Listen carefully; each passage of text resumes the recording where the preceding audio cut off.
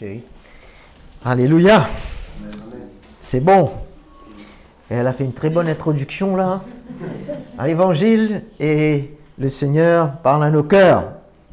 Je voudrais partager avec vous ce matin notre appel à suivre Jésus et non marcher avec lui ou juste vivre avec lui, mais faire une différence en ce qui concerne notre appel de le suivre. C'est complètement différent. Et à vous simplement vous rappeler ce matin que notre premier appel, c'était de recevoir le salut, bien entendu, pour entrer dans le royaume de Dieu. Nous expérimentions à ce moment la grâce de Dieu qui a intervenu dans notre vie, nous tous.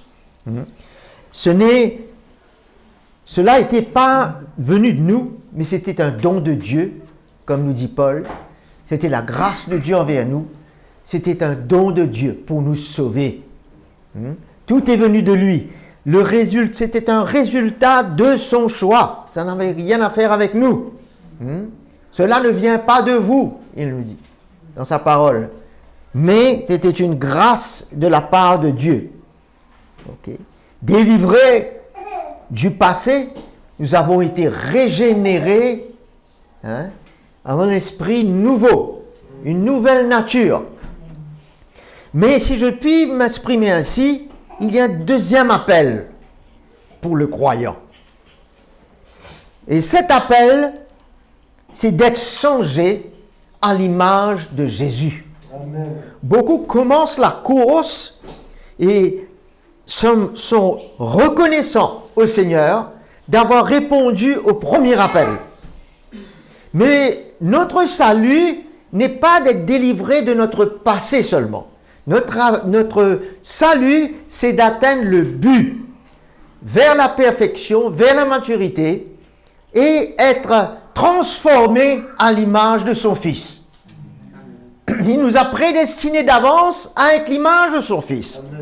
Mais quand nous avons reçu ce premier appel, qui est un don de lui, qui ne vient pas de nous, qui est un choix de lui, nous ne pouvons pas dire que nous avons connu la perfection, bien entendu. Mais la parole de Dieu nous dit que nous devons marcher vers ce but, de travailler à notre salut. Notre salut pour qu'elle soit complète, parfaite au retour de Jésus. Parce que nous ne sommes pas parfaits. Beaucoup de choses imparfaites dans nos vies, beaucoup de manquements dans cette nature que nous portons de notre vie passée. Elle ne va jamais changer cette nature jusqu'à que le Seigneur revienne. C'est notre cœur qui change. Notre cœur a été régénéré. Mais le Seigneur veut nous donner la victoire sur cette nature charnelle, sur ce vieil homme. Il veut nous emmener à vivre pour lui pleinement et trouver la victoire sur ces choses qui nous importunent dans notre vie naturelle. Il veut nous transformer et ça, ce sera un résultat de notre choix. C'est ça la différence. Le premier appel, c'est un résultat de son choix. Le deuxième appel, c'est un résultat de notre choix. Notre choix à le suivre ou juste marcher avec lui. Et nous allons lire dans Luc chapitre 24, juste pour illustrer ce que je veux dire ce matin au travers des Écritures. Nous connaissons l'histoire des deux disciples d'Emmaüs après la résurrection. Ils marchaient avec Jésus. Il ne leur était pas permis de le reconnaître dans le naturel. Ils ne réalisaient pas que c'était Jésus. Mais le Seigneur qui marchait avec eux avait un désir de se révéler à leur cœur, d'ouvrir les Écritures à leur cœur. Et Jésus est le même aujourd'hui. On dit que Jésus est le même hier, aujourd'hui, éternellement, n'est-ce pas? Amen. On ne le voit pas physiquement, mais il a le même désir. C'est de se révéler à notre cœur. C'est pour ça qu'il a envoyé le Saint-Esprit pour habiter en nous, mais pour révéler qui est Jésus et révéler qu'est-ce qu'il a accompli à la croix. Nous sommes reconnaissants de ce qui s'est passé.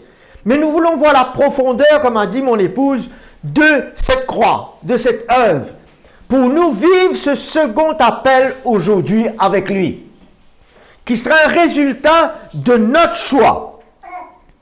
Ok? Et nous voyons que si Dieu nous a réconciliés avec lui en Jésus-Christ, c'est dans un but de communier avec lui. C'est dans un but pas seulement qu'on lui parle, parce que c'est bien de pouvoir louer, de parler, de prier, de parler au Seigneur. Mais Dieu veut nous parler aussi. Et nous devons réaliser qu'il veut se révéler à notre cœur. Il veut par le Saint-Esprit nous parler. Je crois qu'entre humains, quand on a une relation, une conversation, c'est pas un monologue. Nous parlons, nous répondons, n'est-ce pas? Dieu, on lui parle, il veut nous parler. Et ça, Jésus nous montre comment il veut ouvrir l'intelligence spirituelle en nous. Il veut nous donner sa sagesse. Il veut se révéler à nous.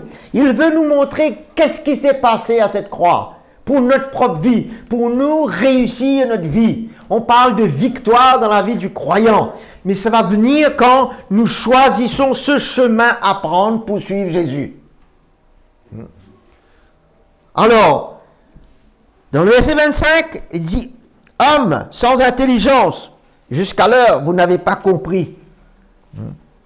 Et dont le cœur est lent à croire tout ce qu'ont dit les prophètes. Pourtant, ça se passe au milieu de vous, et vous ne voyez pas. Et il dit, le Christ ne devait-il pas souffrir de la sorte et entrer dans la gloire? Est-ce que vous ne voyez pas cela? Vous êtes sans intelligence.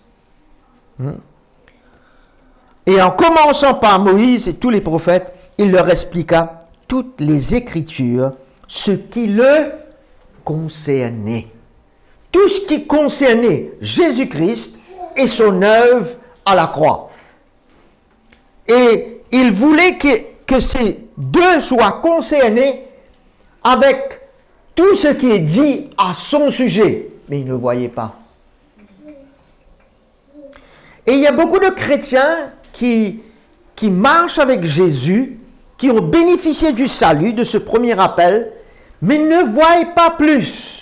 Je parle dans l'Église en général, dans l'Église du Seigneur. Et le Seigneur veut se révéler. C'est pour cela que Paul, dans le livre aux Éphésiens, il fléchissait les genoux, il priait. Père, illumine les yeux de leur cœur. Ce n'est pas des non-chrétiens, n'est-ce pas? C'est l'Église.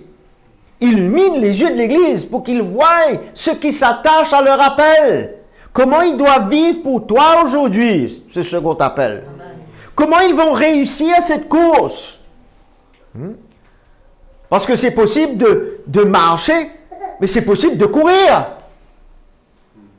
Et quand on suit le Seigneur, qu'on va courir, Paul dit, je cours vers le but. Je veux atteindre ce but, afin d'être comme lui, d'être transformé. Alors, moi, je prends ce petit exemple. Allons continuer à lire ici, avant tout.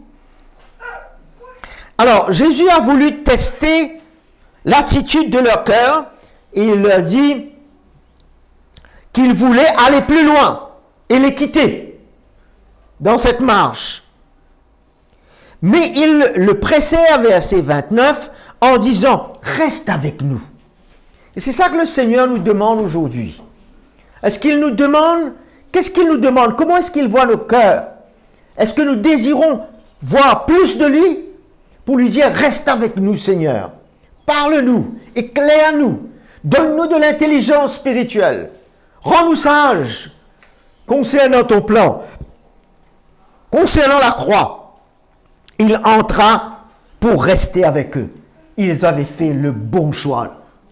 Ils avaient fait le bon choix pour que Jésus se révèle plus à leur cœur.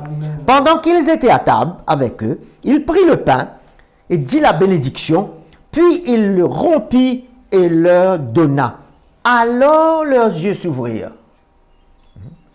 Non seulement dans le naturel qu'ils ont reconnu Jésus, mais nous voyons qu'il y a un message là.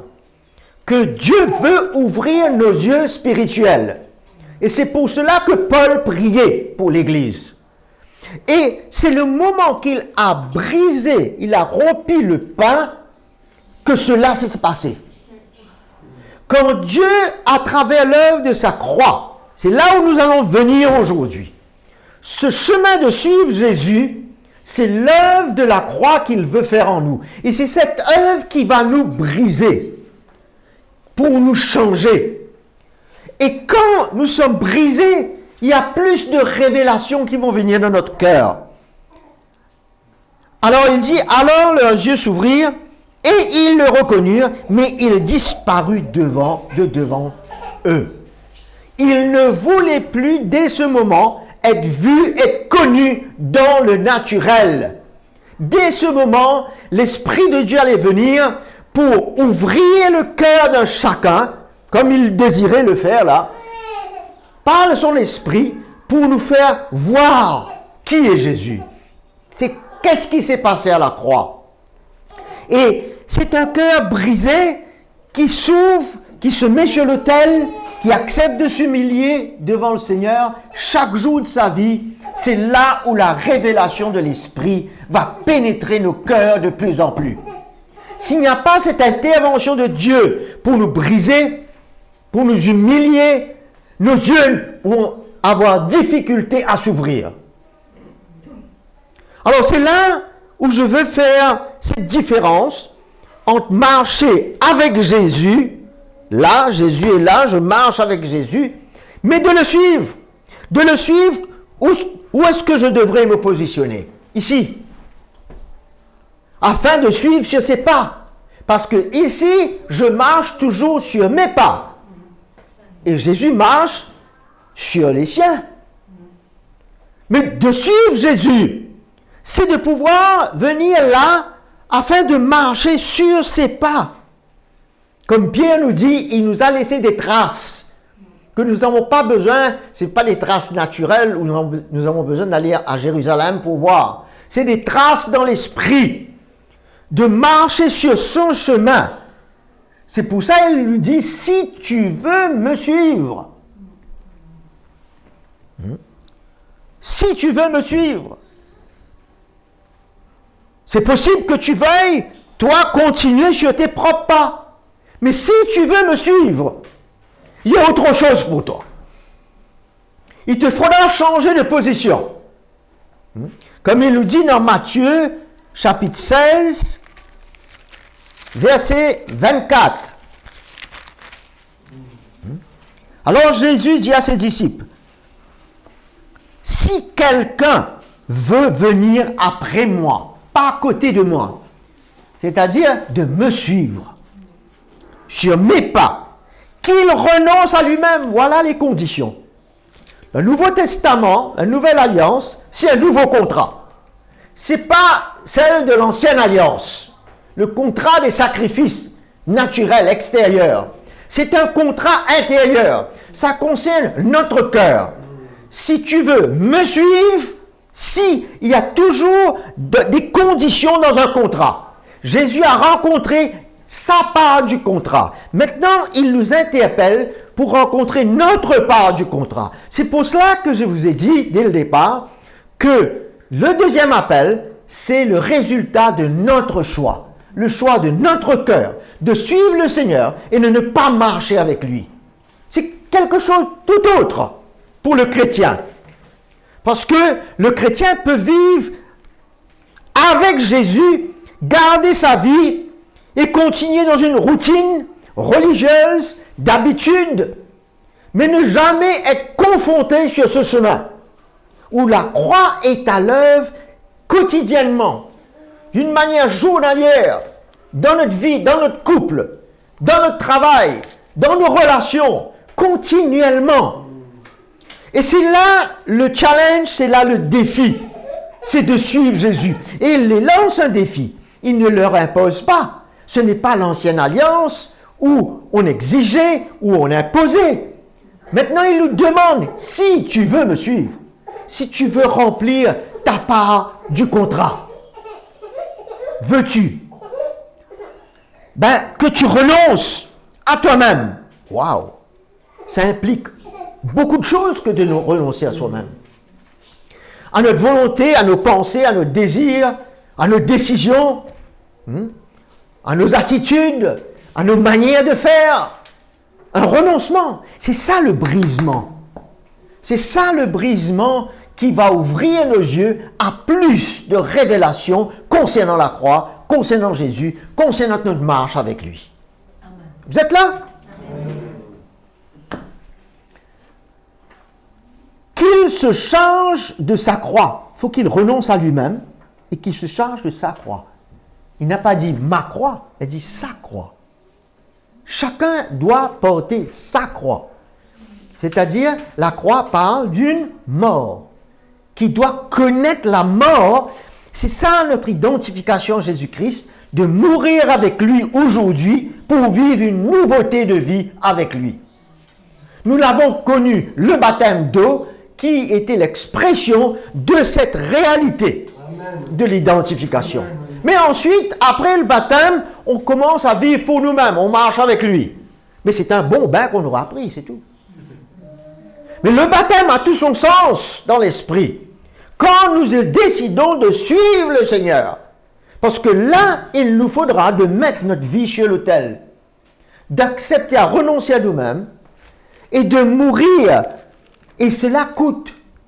Ça nous coûte. Il y a une souffrance, mais une bonne souffrance, parce qu'elle va amener à une autre vie.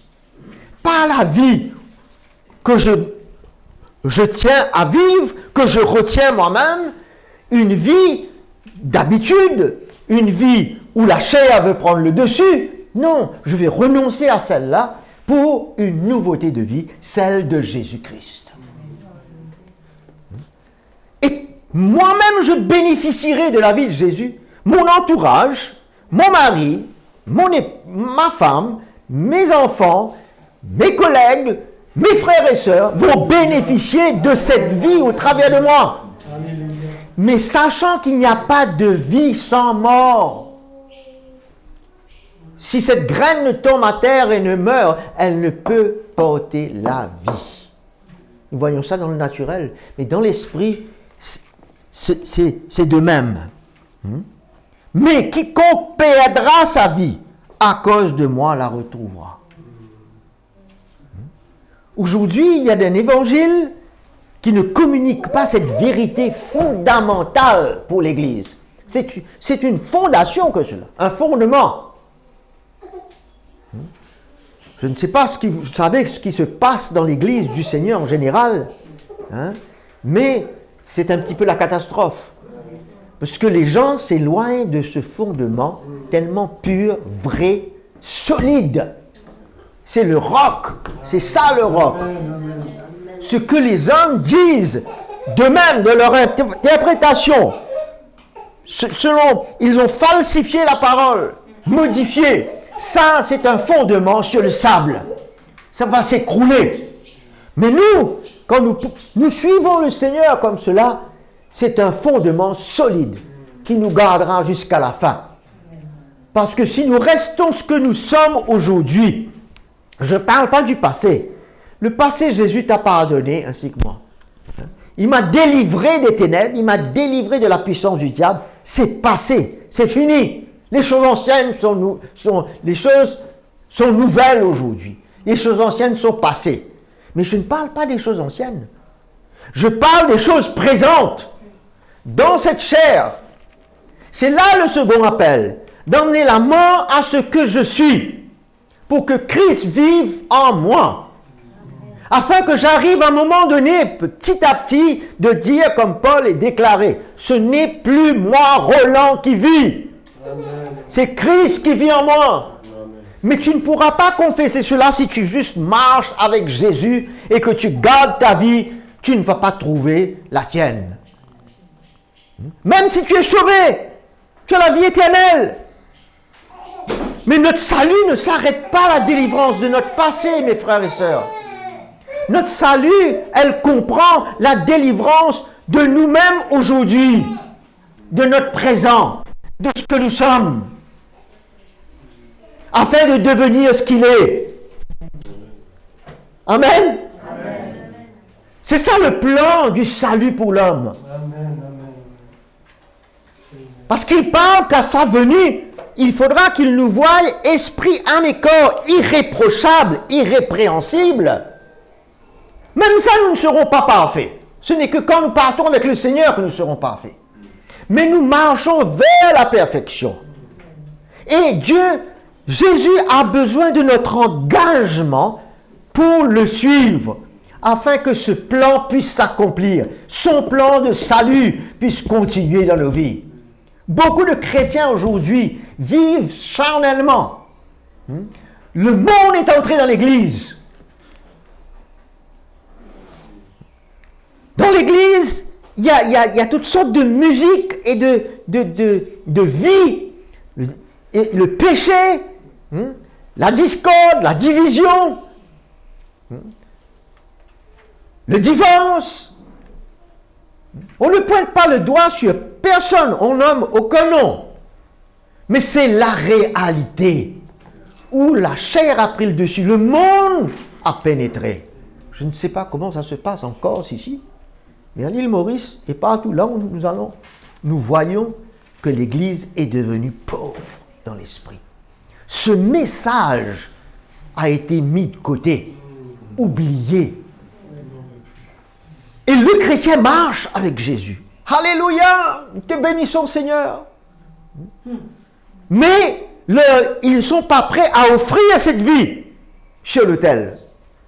N'oubliez pas que Pierre nous dit que Dieu nous a appelés à des victimes spirituelles. Nous n'offrons plus des sacrifices extérieurs. C'est l'ancienne alliance. Aujourd'hui, nous devons offrir notre propre vie. C'est ça la nouvelle alliance. Et bien entendu, avec cela, des sacrifices spirituels. Nos louanges, notre adoration. Mais ça commence par notre vie. Mais celui qui reste là, dans cette position, il trouvera difficile d'offrir sa vie. C'est une décision. C'est pour ça que Jésus dit si. C'est-à-dire, il nous laisse non seulement le choix, mais la décision. Si tu veux. Peut-être que tu ne voudras pas. Et il parle aux chrétiens, là. Il ne peut pas dire à un non-chrétien de le suivre. Il parle à un chrétien, né de nouveau, mais qui ne désire pas le suivre et prendre le chemin de la gloire, de la transformation.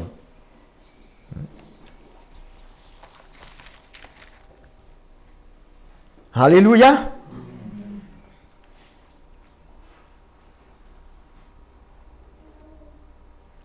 S'humilier, de pouvoir se renier soi-même pour pouvoir être libéré de cette nature qui nous importune et importune les autres. Le Seigneur veut que nous reconnaissions notre état. Ce n'est pas pour nous condamner, mais c'est dans le but de pouvoir le suivre comme il nous a demandé et de le laisser faire avec notre vie.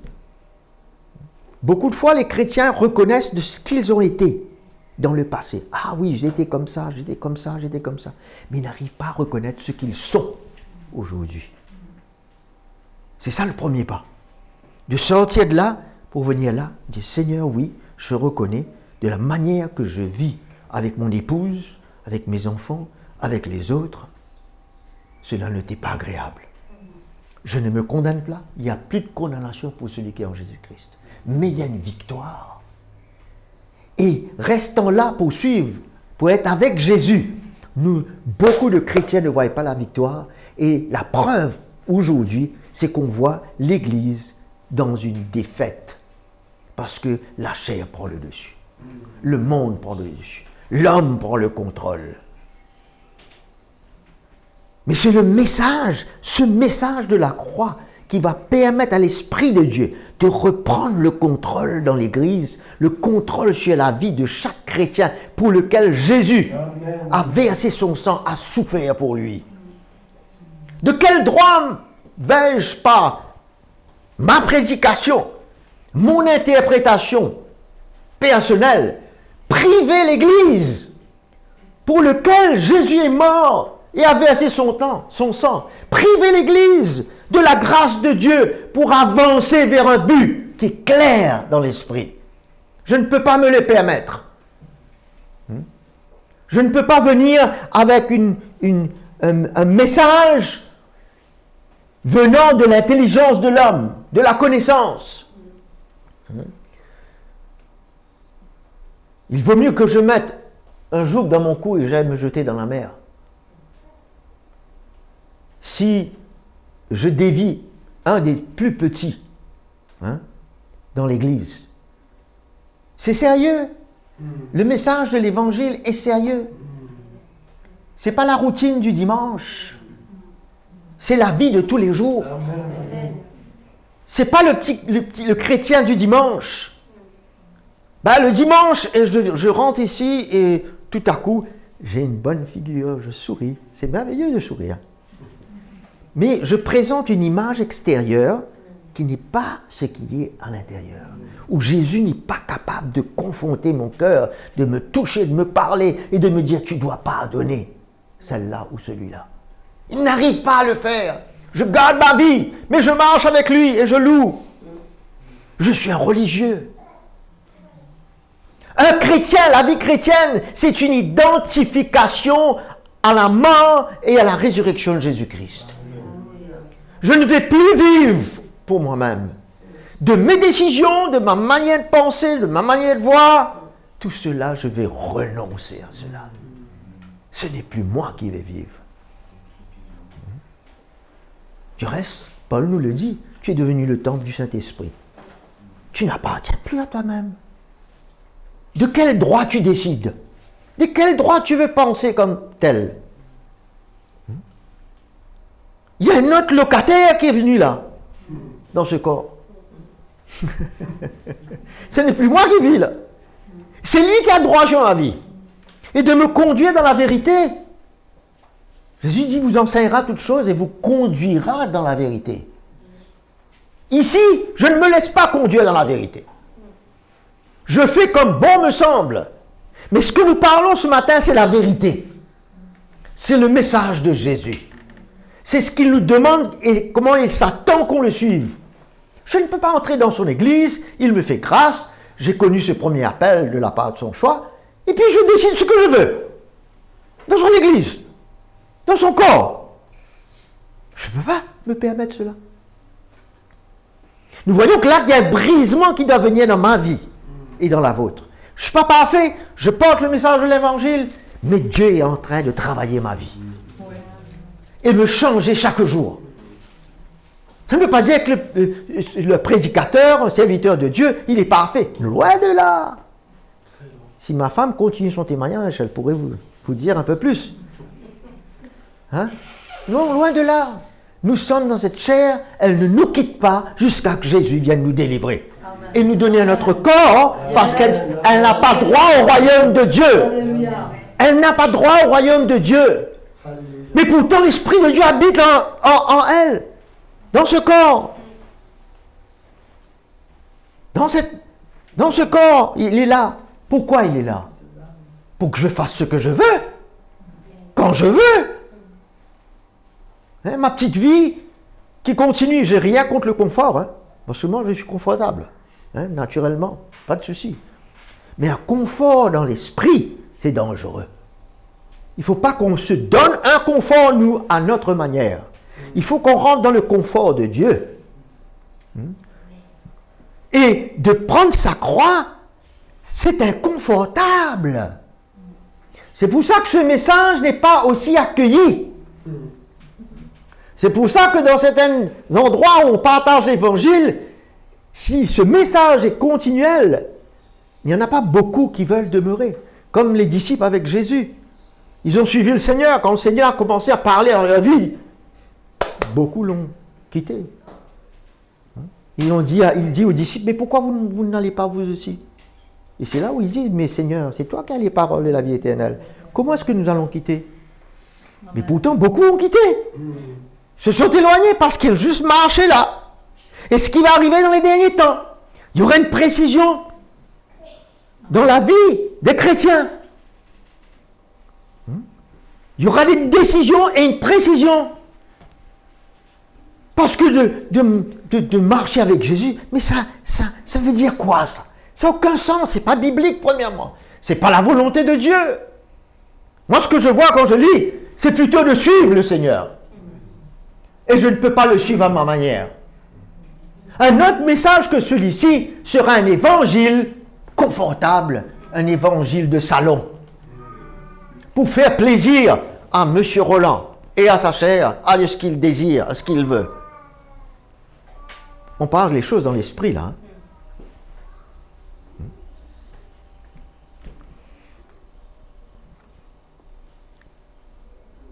Mais je n'entends pas beaucoup d'Alléluia, je ne sais pas pourquoi, mais vous êtes libre de dire Alléluia, Amen. Mais le Seigneur veut un peuple qui veut sanctifier, purifier, pour lui. Hein?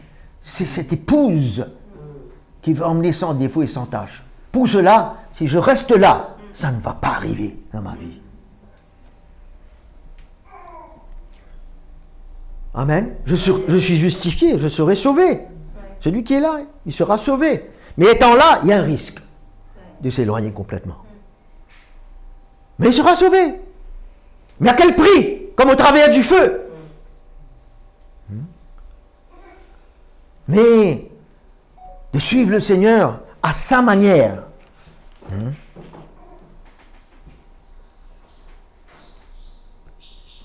Romains chapitre 8 nous dit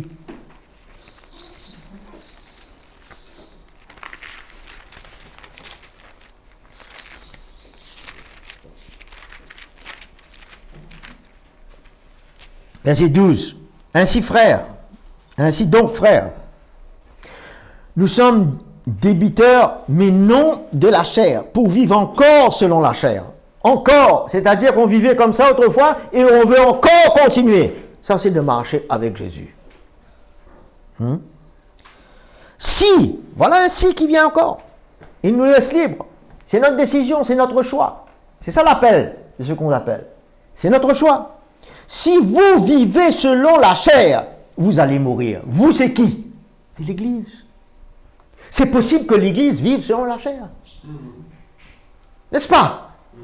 Est-ce que nous lisons la même Bible? Est-ce que nous comprenons la même chose? Il ne parle pas aux non-chrétiens, là. Il parle à l'Église. Mais, grâce soit rendue au Seigneur pour le mais. C'est le mais de Dieu. Mais, si, par l'Esprit, vous faites mourir les actions du corps, vous vivrez. Amen. Après la mort, il y aura la vie. Et c'est la vie de Jésus. Si, il y a un si je sors de là où je suis, de la manière que je vis avec Jésus, et que je vienne ici pour le suivre, alors je vivrai. C'est une décision de chaque jour, chaque moment. Ce n'est pas un appel du dimanche seulement, c'est une vie avec le Seigneur. Et c'est l'Esprit qui va le faire. Moi, je dois m'offrir, m'humilier et me mettre ma vie sur l'autel, l'Esprit de Dieu va intervenir. Sa grâce est là. Personne ne peut mourir sans la grâce de Dieu. Même Jésus, quand il a été à la croix, dans Gethsémani, il y avait une grâce pour l'aider à faire ses prochains pas. Il a même voulu reculer. Il a fallu faire ses prochains pas vers la croix. Et la grâce de Dieu l'a accompagné. Cette même grâce, quand nous nous identifions au même chemin, en la mort, la grâce de Dieu va nous accompagner dans chaque moment. Là où nous trouvions difficile, on peut continuer à vivre avec Jésus et on s'adresse aux autres, on parle, on a le non-pardon et ça continue. On continue. Comme si rien n'était. On passe l'éponge.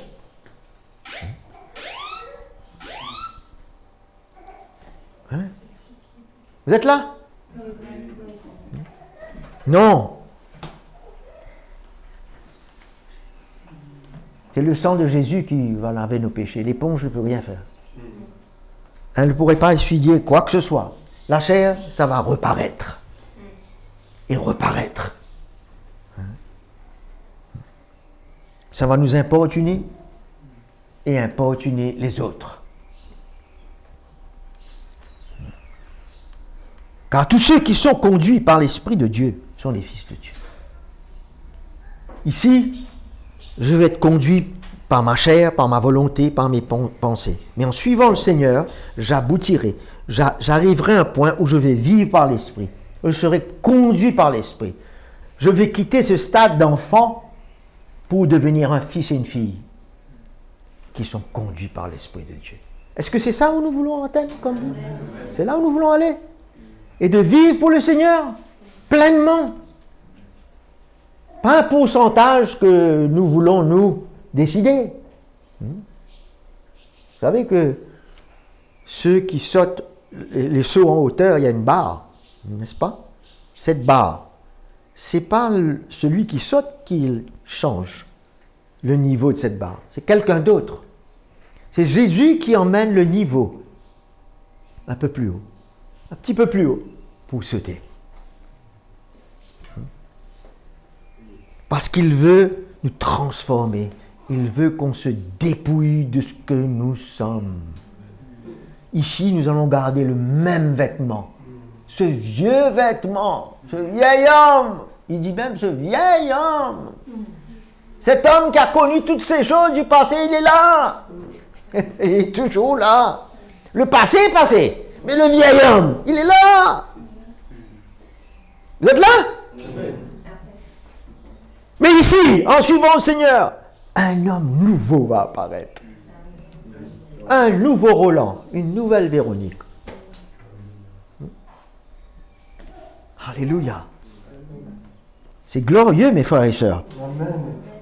C'est pour ça que je vous ai dit au départ, êtes-vous désireux, hein, comme ces deux disciples d'Emmaüs, de vouloir en savoir plus, dit à Jésus, reste avec nous.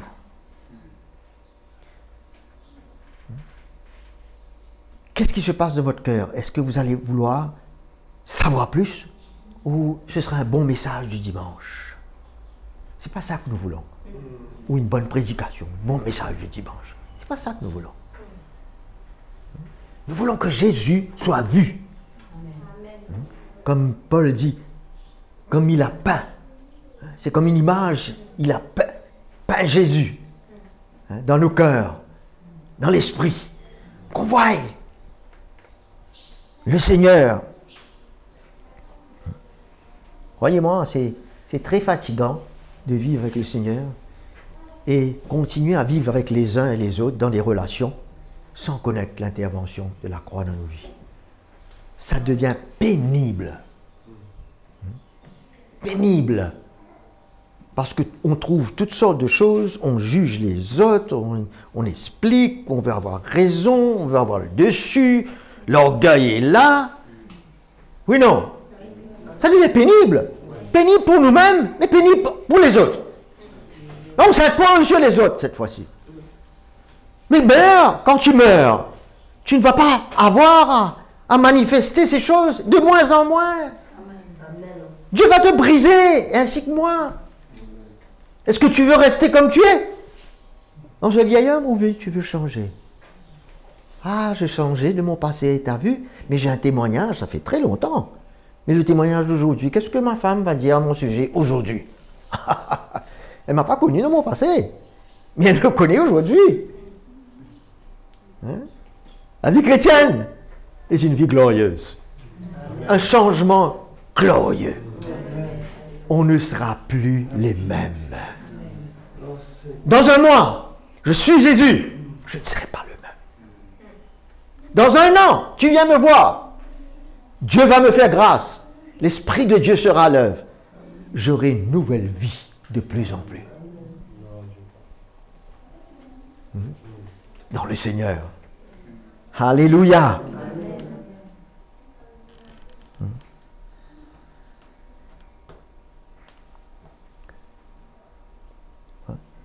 C'est une décision.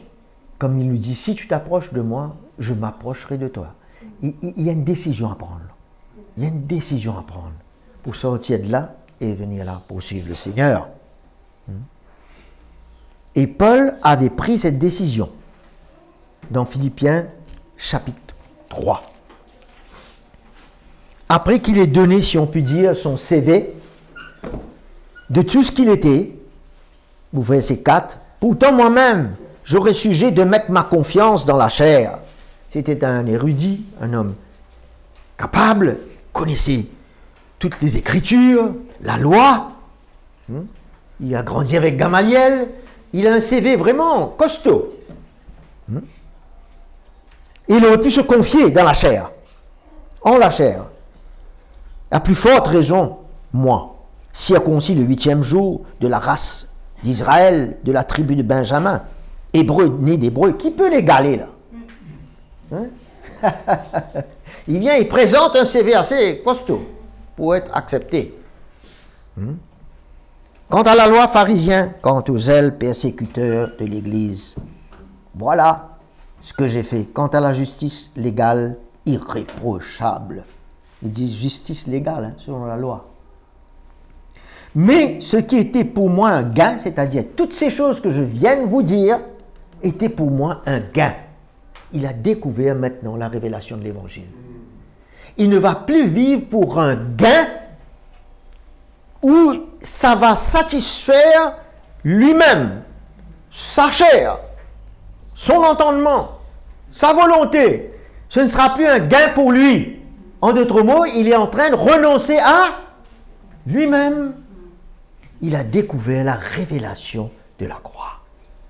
C'est ça où Jésus veut nous emmener, à découvrir cette lumière, cette révélation de la croix pour nos vies. Afin, pourquoi? Juste pour connaître? Non, afin de suivre. Que nous-mêmes nous soyons transformés. Et je l'ai considéré comme une perte à cause du Christ. L'évangile d'aujourd'hui, qui n'est pas sur ce fondement, c'est dans l'évangile du gain, de la prospérité. Et tout est dans le naturel. Là, c'est un gain dans l'esprit. Je gagne Christ. Je meurs pour gagner Christ. C'est une richesse incroyable. Mais l'Église aujourd'hui prêche un évangile pour un gain extérieur, un gain matériel, pour réaliser où l'Église est arrivée. Jésus, tu es pauvre. Viens à moi pour prendre de l'or. La révélation de la parole. Et c'est à cause, Paul dit, verset 8, et même je considère tout comme une perte. Je considère. Mon épouse n'a pas considéré pour moi. Je n'ai pas considéré pour elle. C'est un appel aujourd'hui en tant que chrétien qu'il dit ça. C'était pas sur la route de Damas, n'est-ce pas? Ça, c'était le premier appel. Mais aujourd'hui, le Père a voulu révéler son Fils en moi, il dit, aux Galates. De ce fait, aujourd'hui, je prends cette décision. Je considère comme une perte à cause de quoi? De l'excellence de la connaissance de Jésus-Christ. C'est cette révélation qui vient dans son cœur. Un chrétien ne peut pas vivre avec la connaissance de la Bible seulement. Il faut que la révélation de cette parole vienne le saisir. Amen. Pour le retirer de cette vie de routine religieuse. Et maintenant, sa vie sera confrontée chaque jour, chaque heure. C'est ça la vie chrétienne. Ce n'est pas la vie du dimanche ou du mardi pour la prière, mais c'est notre vie chaque jour avec le Seigneur. Alléluia. Pas beaucoup d'alléluia, mais ça viendra. Et il dit, et j'ai accepté de tout perdre. Je n'ai pas gardé un petit peu, mais j'ai accepté de tout perdre. Une vie livrée. Et je considère tout comme des ordures, comme de la boue, afin de gagner Christ. Qu'est-ce que tu veux? Tu veux gagner Christ? C'est ça ton gain? Ou tu veux gagner toi-même? Est-ce qu'il y a autour de toi dans ce monde? Quel est le gain? Où est le gain? le message de la croix, mes frères et sœurs, mes bien-aimés, dans le Seigneur. Que le Seigneur nous secoue. Le Seigneur me secoue continuellement. Et mon épouse aussi. Nous sommes tout le temps confrontés. Elle parle dans ma vie, je parle dans la sienne. Le Seigneur me parle. Je suis confronté. Mais c'est ça ma vie. C'est ça la vie chrétienne. Pour un but glorieux que personne ne peut égaler par lui-même. Alléluia. Merci Jésus. Je ne peux pas continuer à vivre en essayant d'accommoder Jésus dans ma vie. J'ai une vie chrétienne ici, j'essaie de mettre Jésus dans mon programme. Mon programme, c'est le mardi et le dimanche. Et je vais introduire Jésus dedans, dans ce programme. Non. Ici, je n'ai plus mon programme. J'entre dans le programme de Dieu. Vous êtes là? Amen. C'est lui qui prend tout en main et qui va décider maintenant. Il y a un grand renouvellement qui doit venir dans l'église du Seigneur. Amen. Fut un temps, je marchais comme cela. Mais j'ai pris la décision. Même si je ne suis pas parfait, mais je suis ici. Je ne suis pas là. J'ai pris la décision. C'est ça qui est important. Alors, suivre Jésus. Chaque jour, nous allons nous identifier à ses souffrances, sa mort, pour parvenir à la résurrection. Il y a deux chemins que la parole nous parle. Le chemin étroit et le chemin large. J'ai toujours cru que le chemin large, c'était dans le monde. C'est vrai, il y a un chemin très large. Mais j'ai compris que dans l'Église, il y a les deux chemins. Un chemin étroit et un chemin large. Là, c'est le chemin large. Je fais ce que je veux, comme bon me semble. Toute chose continue. Mais ici, le chemin se resserre pour mon bien, pour ma victoire sur moi-même. Quelle grâce! Est-ce que nous n'allons pas accueillir un message pareil? Ou bien nous allons dire, mes frères, parle toujours. Mais je parle toujours, je ne parle pas de moi, je lis la parole de Dieu avec vous, n'est-ce pas? Est-ce que ce sont mes dires là? Non. Moi, j'ai accepté de prendre ce chemin. Que dois-je être pour vous? Un exemple, un modèle de quoi? De ce chemin. Par ma vie. Quand Paul parlait dans toutes les épîtres, ce n'était pas les enseignements qu'il donnait seulement. C'était sa vie qu'il exprimait. Et sa vie devenait un enseignement. Un modèle pour moi. Parce qu'il a suivi Jésus qui est le modèle, l'exemple. Et maintenant il dit, suivez-moi. Et tous ceux qui sont sur mes traces. Tous ceux qui ont accepté cette vie, ce message. Devenez mes imitateurs. Waouh! Il n'a pas dit imitateur de Jésus là. C'est-à-dire qu'il y avait Jésus, la vie de Jésus en lui, qu'il pouvait dire aux autres, imitez-moi. Parce qu'il y avait une vie là. Il y avait une mort, il y avait une vie. Suivez-moi. Comme je suis Christ. Comme je suis Christ. Pas comme je marche avec lui. Alléluia. Alléluia. Nous devons nous humilier, mes frères et sœurs. Et c'est ça qui est coûteux. Tout ce qui peut être en nous de l'image de cet homme, de ce vieil homme naturel. L'orgueil, la position, les mauvaises attitudes, mauvaises pensées, enfin, toutes sortes de choses que nous voulons conserver. Non, regardons cela comme de la boue. Laissons-le faire. Et beaucoup de gens ont cru que l'orgueil, la colère, et ainsi de suite, étaient des démons. Vous savez que dans le corps de Christ aujourd'hui, il chasse les démons dans la vie des chrétiens. Et le chrétien né de nouveau n'a pas de démons, mes frères et sœurs. Amen. Pourquoi? Il n'arrive pas à avoir cette révélation que c'est la chair qui est à l'œuvre et non des démons. le diable, on est libéré de sa puissance, son pouvoir. C'est fini. Mais si on marche sur la chair, on n'est pas libre de nous-mêmes. Les démons ne sont pas là. Alors l'orgueil, ça aurait été tellement facile que s'il y avait un démon d'orgueil, on chasse ce démon avec moi et je ne serai plus orgueilleux, plus jamais. Mais c'est merveilleux. Mais c'est pas comme ça, non. Ça continue, et ça continue, et ça continue, et ça continue.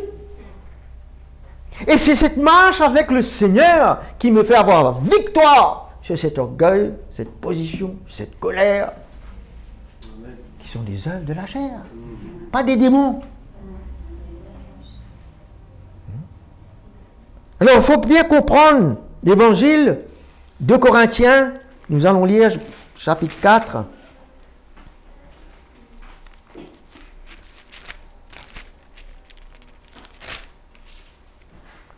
Verset 7. Nous portons ce trésor dans des vases de terre, afin que cette puissance supérieure, parce que juste avant cela, il parlait de l'évangile qui gardait ceux qui ne connaissent pas, ceux qui périssent, garder leur cœur voilé, les yeux de leur cœur. Alors, dans le verset 4, il a parlé du glorieux évangile. Alors, nous portons ce trésor, ce glorieux évangile qui est révélé à notre cœur, qui est écrit sur les tables de notre cœur. Et c'est pour cela que nous devons avoir soif de la révélation, et pas juste de connaître la Bible, pour que ce trésor demeure en nous. Ma Bible, elle est là, elle est extérieure. Mais j'ai besoin de la révélation pour demeurer en moi. Ce trésor habite en moi, Paul dit.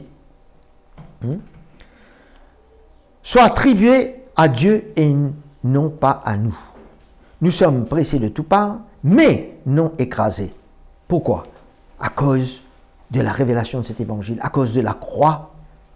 Il y a un mais. Nous sommes désemparés, mais non désespérés. Il y a la grâce de Dieu. La croix a été à l'œuvre. C'est pour ça qu'il y a un mais, le mais de Dieu. Abattu, mais non perdu. Pourquoi? Parce que nous portons les dimanches, la mort de Jésus en nous. C'est ça que nous lisons là? Toujours, c'est quoi? Tous les jours. Tous les jours. Voilà le chemin pour suivre Jésus. Nous portons dans notre corps la mort de Jésus, afin, c'est ça le but, que la vie de Jésus se manifeste dans notre corps. Car nous qui vivons, nous sommes sans cesse, nous sommes quelquefois sans cesse livrés à la mort à cause de Jésus, afin que la vie de Jésus se manifeste aussi dans notre chair mortelle.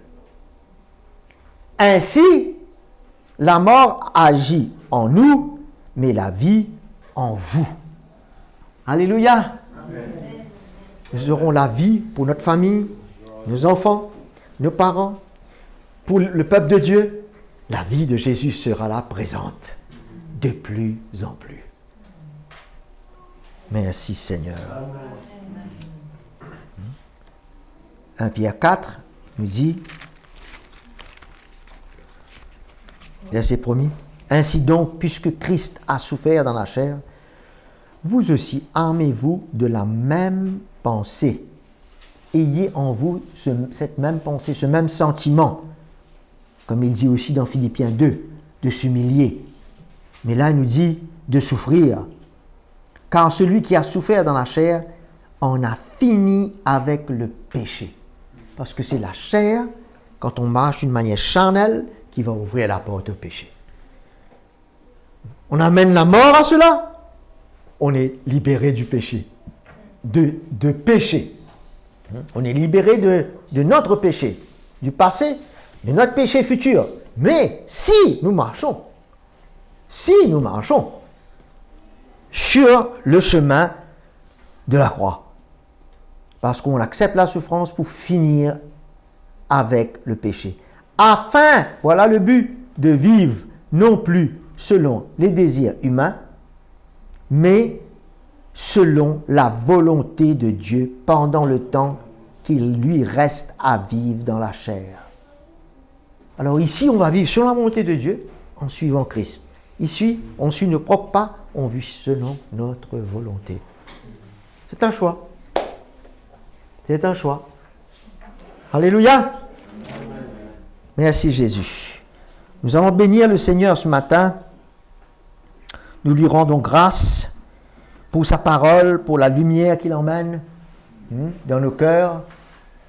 Et nous voulons voir le Seigneur à l'œuvre dans l'Église, dans son Église, en posant le fondement que lui, il veut poser. Il dit, je bâtirai mon Église, je bâtirai vos cœurs. Et tout bâtiment, même ce bâtiment, a été posé sur un fondement. Sinon, elle s'écroulerait.